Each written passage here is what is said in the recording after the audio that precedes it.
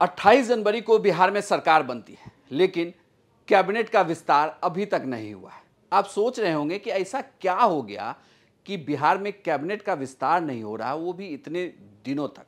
महीने बीत जा रहे हैं, बल्कि अब कहा जाए तो लगभग दूसरा महीना चल रहा है, लेकिन कैबिनेट का विस्तार नहीं हो रहा। नीतीश कुमार विदेश से भी लौट कर आ गए। लोकसभा चुनाव का अनाउंसमेंट होने वाला है, कभी भी लोकसभा चुनाव की तारीखों का ऐलान हो जाएगा, लेकिन बिहार में कैबिनेट विस्तार अटका हुआ है। नमस्कार, प्रणाम, बिहार तक देख रहे हैं आप। मैं हूं आपके साथ इंद्रमोहन। कैबिनेट विस्तार कब होगा, इसे लेकर यह खबर आ रही है कि कैबिनेट विस्तार विधान परिषद के जो 11 सीटें खाली हुई थी, वो सीटें जैसे ही भरी जाएंगी, उसके बाद बिहार में कैबिनेट विस्तार हो सकता है। ये कहा जा रहा है कि जिनको इन कराया गया है उसमें से कुछ मंत्री भी बनाए जा सकते हैं। एक जानकारी तो यह है, लेकिन बड़ी जानकारी यह है कि आखिर इसमें मौका किसे दिया जाएगा। जेडीयू किसे मौका देने वाली है, बीजेपी क्या कुछ नया करने वाली है।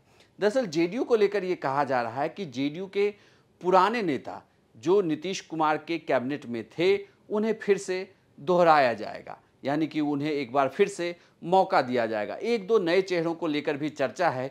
चूंकि पार्टी में थोड़ी नाराजगी थी, तो उस नाराजगी को दूर करने के लिए एक या दो नए चेहरों की एंट्री हो सकती है, या पुराने चेहरों के साथ ही उनके विभाग बढ़ाए जा सकते हैं। वहीं दूसरी ओर बीजेपी को लेकर बड़ी हलचल है। बीजेपी को लेकर यह कहा जा रहा है कि बीजेपी में इस बार पुराने चेहरे बहुत ज़्यादा रिपीट नहीं होंगे।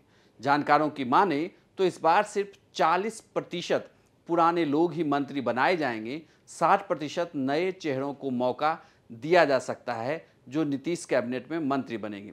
वो ऐसा इसलिए कहा जा रहा है क्योंकि जिस तरीके से बिहार में मुख्यमंत्री का प्रयोग किया गया है, ऐसे में ये कहा जा रहा है कि बिहार में कैबिनेट का भी जो स्ट्रक्चर होगा वह एक नया प्रयोग होगा।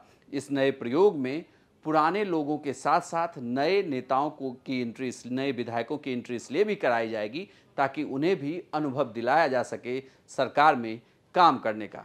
खबरों की माने तो सहयोगी दलों के भी मंत्री और बढ़ाए जा सकते हैं। जैसे हम की लगातार ये मांग रही है कि उनके कोटे से 2 मंत्री बने, तो ये भी कहा जा रहा है कि लोकसभा में सीट बंटवारे के फॉर्मूले को निपटाने के लिए हम के कोटे से एक और मंत्री बनाया जा सकता है। वहीं दूसरी ओर देखना यह भी दिलचस्प होता है कि बीजेपी में जो नए चेहरे मंत्री पद के लिए आते हैं, वो चेहरे कौन कौन से हैं, क्योंकि अगर उन्हें मंत्री पद के लिए आगे किया जाता है तो ऐसे में फिर ये भी देखा जाएगा कि लोकसभा चुनाव में आसपास के उम्मीदवार कौन होते हैं। हालांकि यह तय है कि अब कैबिनेट का विस्तार जो है वो ये कहा जा रहा है कि 20-21 तारीख के बाद होगा, तो वो क्या होली के पहले हो जाएगा या होली के बाद होगा, ये देखना दिलचस्प होता है। लेकिन बड़ी बात ये उन चेहरों पर नज़र होगी कि बीजेपी किसे इस बार मंत्री बनाती है और किसे ड्रॉप कर देती है। आपको यह जानकारी कैसी लगी, हमें कमेंट बॉक्स में लिखकर ज़रूर बताइएगा। और बिहार की तमाम खबरों के लिए आप देखते रहिए बिहार तक।